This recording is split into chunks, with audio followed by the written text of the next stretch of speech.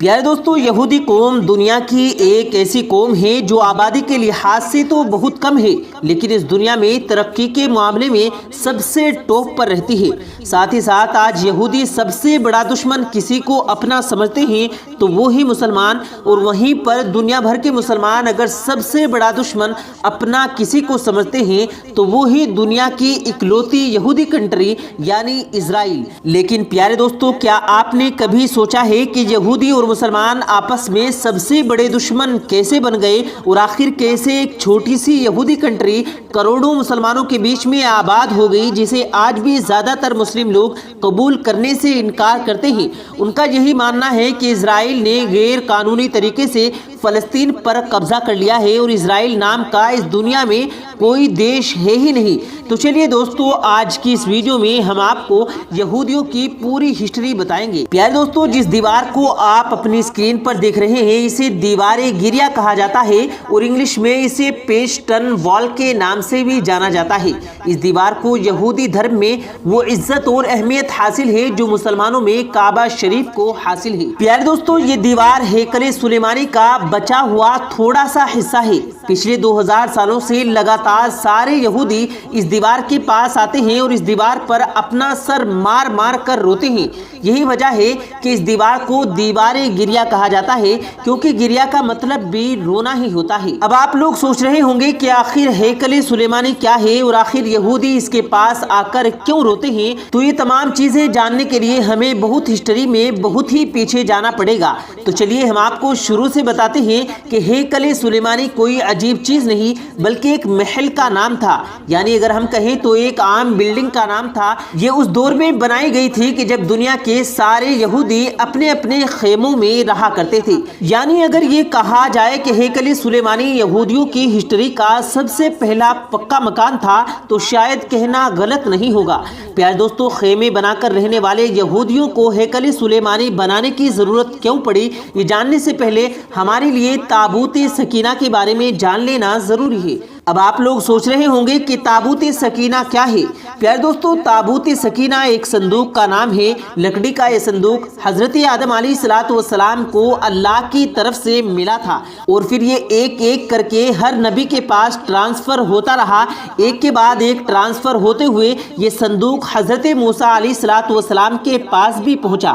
اس صندوق کے اندر حضرت آدم علیہ السلام سے لے کر حضرت موسیٰ علیہ السلام تک جتنے بھی نبی ہوئے ہیں ان میں سے بہت سارے نبیوں کی یادیں موجود تھی۔ قصص الانبیاء میں لکھا ہے کہ اس صندوق میں حضرت موسیٰ علیہ السلام کا عصا مبارک بھی موجود تھا، اور ساتھ ہی ساتھ اس صندوق میں حضرت موسیٰ علیہ السلام پر نازل ہونے والی کتاب یعنی توریت کی اوریجنل کاپی بھی موجود تھی، وہی کاپی جو اللہ کی طرف سے حضرت موسیٰ علیہ السلام کو دی گئی تھی۔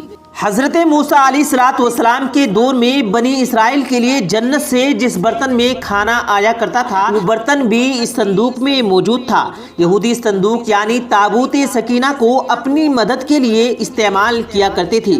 جب بھی ان کو کوئی پریشانی ہوتی تو اس صندوق کی مدد سے اللہ تعالیٰ سے مدد مانگا کرتے تھے، اور ان کی دعا بڑی جلد ہی قبول ہو جایا کرتی تھی۔ یہودیوں کی جب بھی کسی سے جنگ ہوتی تو اس تابوت سکینہ کو اپنے ساتھ لے جایا کرتے تھے، اور جنگ شروع ہوتی تو اسے فوج کے آگے رکھا کرتے تھے۔ اس کی برکت سے اللہ تعالیٰ ان کو تمام جنگوں میں بھی جیت نصیب کیا کرتا تھا۔ یہودی تابوت سکینہ کو الگ ایک خیمے میں رکھا کرتے تھے۔ جس خیمے میں وہ صندوق رکھا ہوا ہوتا تھا اسی خیمے کی طرف منہ کر کے سارے یہودی اللہ کی عبادت کیا کرتے تھے۔ حضرت موسیٰ علیہ السلام کے بعد یہ صندوق ٹرانسفر ہوتا ہوا حضرت داؤد علیہ السلام کے پاس پہنچا، جنہیں عیسائی اور یہودی دھرم کے ماننے والے لوگ داؤد نہیں بلکہ ٹیبیت کے نام سے جانتے ہیں۔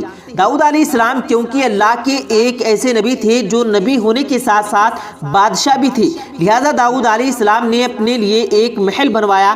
جب ان کا محل بن کر تیار ہو گیا تو اچانک سے انہیں یہ خیال آیا کہ میں خود تو ایک محل میں رہ رہا ہوں، جبکہ میری قوم کی سب سے قیمتی چیز یعنی تابوت سکینہ کچے خیموں میں رکھا ہوا ہے۔ یہی سوچتے ہوئے حضرت داؤد علیہ السلام نے تابوت سکینہ کو محفوظ رکھنے کے لیے ایک بلڈنگ بنوانا شروع کر دی یہ بلڈنگ بننا ہی شروع ہو پائی تھی کہ حضرت یعقوب علیہ السلام اس دنیا سے ظاہری طور پر رخصت ہو گئے۔ ان کے بعد ان کے چھوٹے بیٹے یعنی حضرت سلیمان علیہ السلام بھی بادشاہ بنے۔ حضرت سلیمان علیہ السلام نے اپنے بادشاہ بننے کے بعد بہت ہی جلد اپنے والد کی طرف سے شروع کی ہوئی اس بلڈنگ کو پھر سے بنوانا شروع کر دیا۔ کہا جاتا ہے کہ اس بلڈنگ کو بنوانے میں انسانوں کے ساتھ ساتھ جناتوں نے بھی کام کیا تھا۔ آخرکار بہت لمبے وقت کے بعد یہ بلڈنگ بن کر تیار ہوئی۔ کیونکہ یہ حضرت سلیمان علیہ السلام نے بنوایا تھا اس لیے اس کا نام ہمیشہ کے لیے ہیکل سلیمانی پڑ گیا۔ تابوت سکینہ کو ہیکل سلیمانی کے اندر محفوظ رکھ دیا گیا۔ ہیکل سلیمانی نام کے اس محل میں تابوت سکینہ کو جس خاک زدہ جگہ پر رکھا گیا تھا وہاں پر کسی بھی عام انسان کو جانے کی اجازت نہیں تھی، کیونکہ اس جگہ پر یہودی دھرم کے بڑے بڑے عالم ہی جایا کرتے تھے۔ پیارے دوستو، اس کے بعد وقت دھیرے دھیرے گزرتا گیا اور یہ قوم بھی دھیرے دھیرے بگڑتی چلی گئی۔ بنی اسرائیل یعنی یہودیوں میں ایک کے بعد ایک نبی آتے رہے اور ان کو سمجھاتے رہے، لیکن یہ کسی کا بھی حکم نہیں مانتے تھے۔ ہر ایک نبی کی نافرمانی کرتے تھے اور دن بدن اور زیادہ گناہ کرتے جاتے تھے۔ آخرکار اللہ کی ناراضگی کی وجہ سے ایک دن ان کے اوپر عذاب نازل ہوا۔ 586 عیسیٰ پورو بابل میں ایک بہت ظالم بادشاہ تھا جس کا نام بخت نصر تھا، جسے بائبل میں نبوت نسل کے نام سے ذکر کیا گیا ہے۔ اس نے یہودیوں کے ملک پر حملہ کر دیا تھا۔ یہودیوں کے ملک کو جیتنے کے بعد اس نے تابوت سکینہ کو ہیکل سلیمانی سے نکال لیا اور تابوت سکینہ کی بہت ہی بے ادبی کی اور یہودیوں کو حکم دیا کہ خود اپنے ہاتھوں سے اس پاک ہیکل سلیمانی کو توڑ دیں۔ یہودی کیونکہ مجبور تھے وہ روتے جاتے اور اپنے مقدس ہیکل سلیمانی کو توڑتے جاتے تھے۔ اس حملے میں بخت نصر نے تقریباً 6 لاکھ یہودیوں کو قتل کر دیا تھا اور 2 لاکھ یہودیوں کو قیدی بنا کر وہ اپنے ساتھ بابل یعنی عراق لے آیا تھا۔ بخت نصر نے اپنے شہر بابل سے باہر ایک بستی آباد کی جس کا نام تل ابیب رکھا گیا اور اس بستی میں ان سارے یہودیوں کو آباد کیا جسے وہ قید کر کے بابل لے آیا تھا۔ پیارے دوستو، اس حادثے کے بعد پتہ ہی نہیں چلا کہ وہ آخر وہ تابوت سکینہ کہاں گیا، لیکن کیونکہ بخت نصر نے تابوت سکینہ کی بہت ہی زیادہ بے ادبی کی تھی اس لیے اس پر بھی اللہ کا عذاب نازل ہوا۔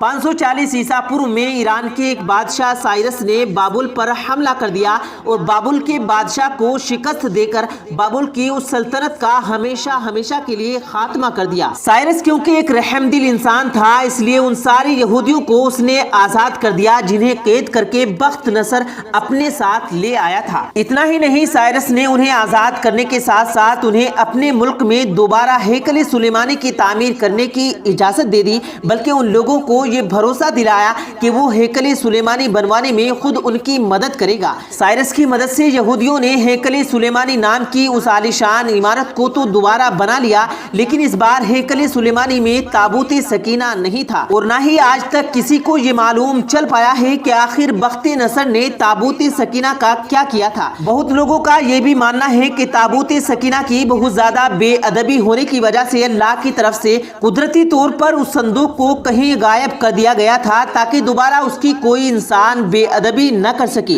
پیارے دوستو، عیسیٰ علیہ السلام کے اس دنیا سے اٹھائے جانے کے ٹھیک 70 سال بعد یہودیوں پر دوبارہ اللہ کا عذاب نازل ہوا۔ اس بار روم کے ایک بادشاہ جس کا نام ٹائٹس تھا اس نے یہودیوں کے ملک پر حملہ کر دیا۔ ٹائٹس بخت نصر سے بھی زیادہ خطرناک تھا۔ اس نے ایک دن میں لاکھ لوگوں کو قتل کروا دیا تھا۔ اس کی فوج نے یہودیوں کے شہر یروشلم میں بھی بڑی زبردست تباہی مچانے کے ساتھ ساتھ ہیکل سلیمانی کو بھی دوبارہ توڑوا دیا اور یہودیوں کو یروشلم سے باہر نکالنے پر مجبور کر دیا تھا۔ یروشلم سے نکلنے کے بعد سارے یہودی پوری دنیا میں بکھر گئے اور ہر جگہ یہ پریشان اور رسوا ہوتے رہے۔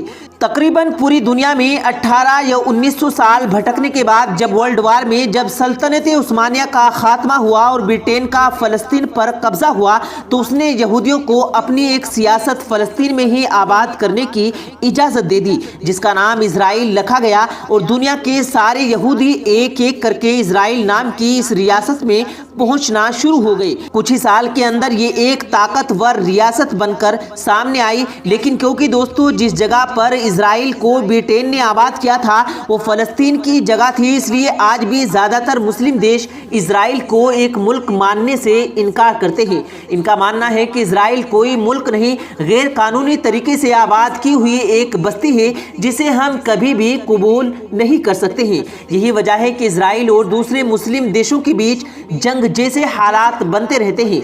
प्यार दोस्तों, आज जब दुनिया के सारे यहूदी ऐसी जगह पर आबाद हो गए हैं जहां पर आज से 2000 साल पहले हैकल सुलेमानी हुआ करता था, तो उन लोगों ने ताबूत सकीना को भी बड़ी तेजी के साथ ढूंढना शुरू कर दिया है, क्योंकि उनका मानना है कि ताबूत सकीना जिसके पास भी होगा वो दुनिया का सबसे ताकतवर इंसान बना रहेगा। इसलिए इजराइल के सारे यहूदी ताबूत सकीना को जल्दी से जल्दी ढूंढने के बाद मस्जिद अक्सा को शहीद करके उसकी जगह हैकल सुलेमानी की तामीर करना चाहते हैं, जो कि आज से 2000 साल पहले जिस बड़ी जगह में हैकल सुलेमानी नाम का वो महल हुआ करता था, उस जगह पर आज मस्जिद अक्सा भी मौजूद है। फिलहाल आज की अपनी इस वीडियो को हम यहीं पर ख़त्म करते हैं। वीडियो पसंद आया हो तो वीडियो को लाइक करें और ज़्यादा से ज़्यादा लोगों तक इस वीडियो को सवाब की नीयत से शेयर करें, और मज़ीद ऐसी वीडियोस पाने के लिए हमारे चैनल हिंदी इस्लामिक चैनल को सब्सक्राइब करना बिल्कुल मत भूलिएगा। मिलते हैं फिर एक नई वीडियो के साथ, तब तक के लिए अल्लाह हाफिज़।